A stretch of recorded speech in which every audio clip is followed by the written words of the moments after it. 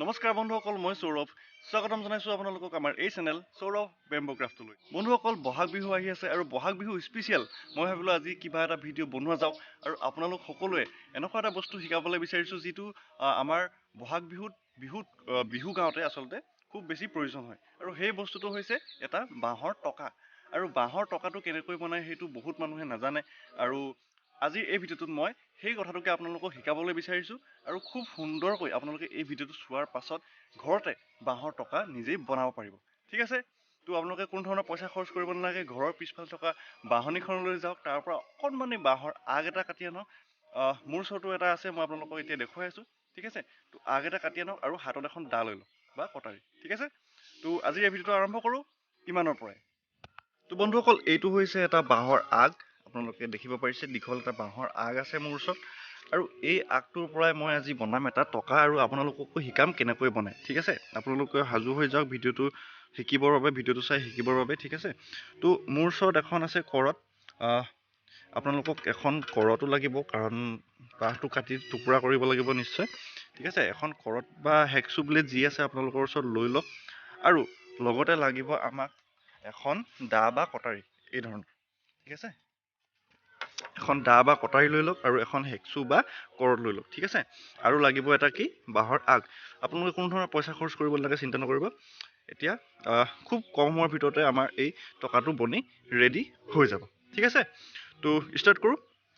তো চবচে প্ৰথমে আমি ইয়াত গাঁঠিটোৰ পাছফালে এটা কাটি ল'ব লাগিব, মানে এটা সৰু পাব লাগিব আমাক। গাঁঠিটোৰ পাছফালে কাটি ল'ব লাগিব আৰু এইফালে এটা টকা যিমানটো দীঘল লাগে আপোনালোকক সিমানটো দীঘল কৰি কাটিব পাৰে। তো মই মোৰ যিটো মোৰ হিচাপ মতে মই এইফালে এইটো গাঁঠিৰ পিছফালে কাটি লওঁ আৰু এইটো গাঁঠিৰ পাছফালে কাটি লওঁ। যদি চুটি কৰিব লগা হয় তেনেহ'লে এটা চাইডে চুটি কৰি দিম।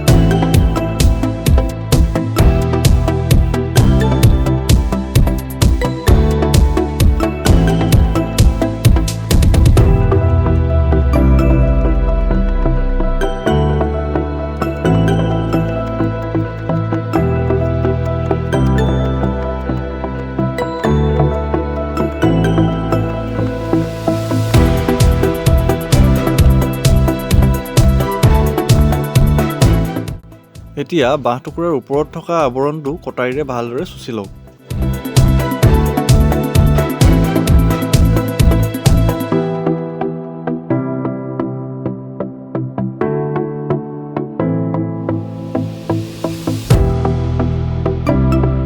এতিয়া এনেদৰে দুই চাইডে কৰতেৰে ভালদৰে অলপ অলপ কাটি লওক।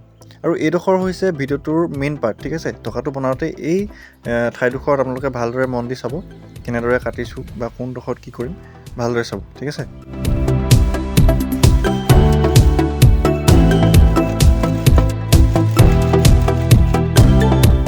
এতিয়া ইয়াত আমি যিমানটো কাটিলোঁ ইয়াৰ বিপৰীত ছাইডেও আমি সিমানটো জোখত কাটিব লাগিব।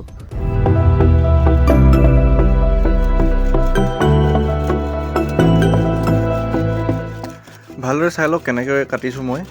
আপুনি দুইফালৰ পৰা কাটি একেবাৰে ছিঙি নেপেলাব, যাতে মাজত অলপমান ঢিৰ এটা থাকে, তেনেদৰে কাটিব দুইফালৰ পৰা। ঠিক আছে, এয়া দেখিব পাৰিছে মোৰ দুইটা চাইডে অলপ অলপ ঠাই মানে থাকি গৈছে। দেখিছে, এনেদৰে আপোনালোকেও ৰাখি দিব, নহ'লে কেনেকৈ টকা হ'ব আৰু, নহ'লে কিবা হৈ থাকিব। ঠিক আছে, এনেদৰে ৰাখি দিব। আপোনালোকে এটা টকাত নিশ্চয় লক্ষ্য কৰিছে চাগে যে ছাইডৰ পৰা হাতখনে ধৰি বজাব পৰাকৈ দুটা অলপ ডাঙৰ ডাঙৰ ফাক নিচিনাকৈ থাকে মানে। দেখিছেনে আপোনালোকে? এই যেনেদৰে মই কাটিছোঁ আপোনালোকে চাওক ভালদৰে। এনেদৰে ছাইডৰ পৰা দুডোখৰ ঠাই এনেদৰে মুকলি হৈ থাকে, দেখিছেনে? তো আমি তলফালে যে কাটিছিলোঁ ওপৰৰ পৰা এনেদৰে বাঁহডাল চুচি নি আমি সেই ঠাইত লগাবগৈ লাগিব। বুজি পাইছেনে কথাটো? মই কিদৰে কৰিছোঁ চাওক ভালদৰে। ঠিক আছে, এনেদৰে দুইটা ছাইডৰ পৰা এনেদৰে কাটি মাজৰ যিটো আমি ঢি থৈছিলোঁ অকল সেইটোহে থাকি যাব, বাকী ছাইড দুটা গুচি যাব। ঠিক আছে, ভালদৰে চাই লওক কেনেদৰে কৰিছোঁ।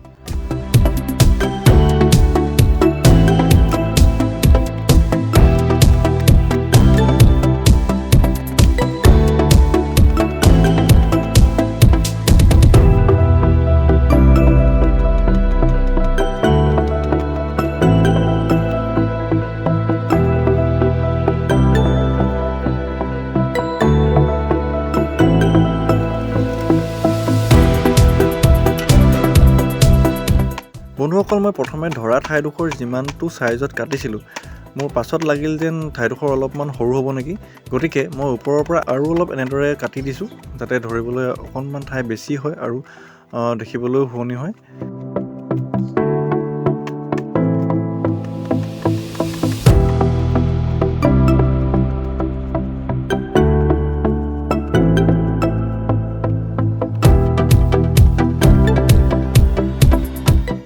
এতিয়া এনেদৰে সোঁ মাজতে বাঁহটো ভালদৰে ফালি দিব, কিন্তু ধ্যান ৰাখিব যাতে শেষৰ গাঁঠিটো ফাটি নাযায়।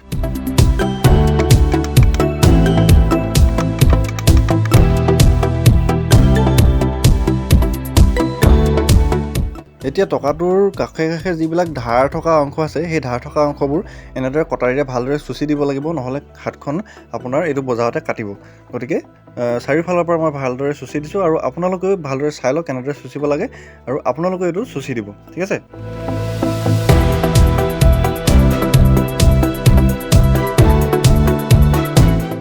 এতিয়া আমাৰ টকাটোৰ কাম প্ৰায় সম্পূৰ্ণ হৈছে, কিন্তু আপোনালোকে জানেই যে মই যিকোনো এটা বস্তু বনোৱাৰ পাছত তাত এটা ডিজাইন কিবা নহয় কিবা এটা ডিজাইন নিদিয়াকৈ নেৰোঁ।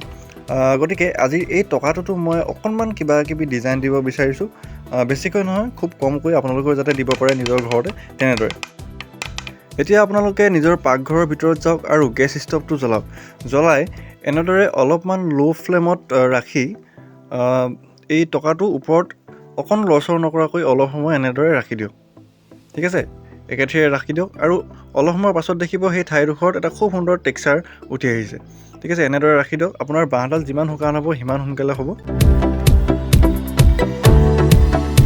আপোনালোকে ইয়াত দেখিব পাৰিছে নিশ্চয় বাঁহডাল ইয়াত পুৰি দিয়াৰ পাছত কেনেদৰে পানী ওলাই আহিছে, আৰু ইয়াৰ পৰা এইটোৱে লাভ হয় যে বাঁহডাল যদি অকণমান কেঁচাও থাকে তেনেহ'লে এইটো ডিজাইনটো উঠিবই, লগতে বাঁহডাল শুকায়ো যায়, ঠিক আছে। আপোনালোকেও সেইটো কৰি চাব ঘৰত।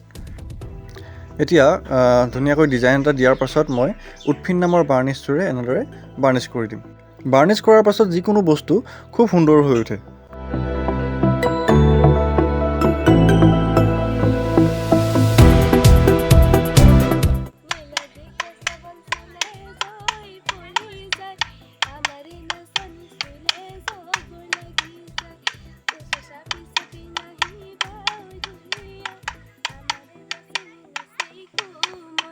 তো বন্ধুসকল, যদি ভিডিঅ'টো চাই অলপ হ'লেও ভাল পালে তেনেহ'লে ভিডিঅ'টো লাইক কৰি দিব, চেনেলটো ছাবস্ক্ৰাইব কৰিব আৰু কাষতে থকা বেল আইকনটো দবাই অল কৰি দিব, যাতে আমাৰ আহিবলগীয়া ভিডিঅ'সমূহ আপোনালৈ আটাইতকৈ আগেয়ে যায়।